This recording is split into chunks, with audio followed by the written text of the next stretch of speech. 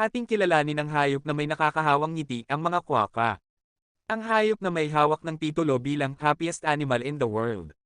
Nakuha nila ang titulo na ito dahil sa kanilang nakakahawang permanenteng ngiti sa kanilang mga mukha. Ito ang nagpasikat sa kanila at pinusuan ng milyong-milyong tao sa internet.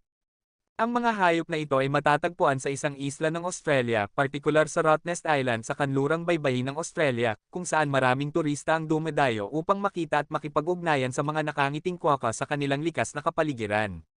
Sila ay mga herbivores at ang kanilang diet ay binubuo ng mga damo, dahon, at prutas. Sa kabila ng kanilang kasikatan, ang mga hayop na ito ay nakalista bilang vulnerable ayon sa International Union for Conservation of Nature. Dahil sa pagkasira ng kanilang tirahan, pagbabago ng klima at mga invasive predators. Kahit na ang mga quokka ay cute at may nakakahawang ngiti, mahalaga pa rin na ituring natin sila bilang mga wild animals.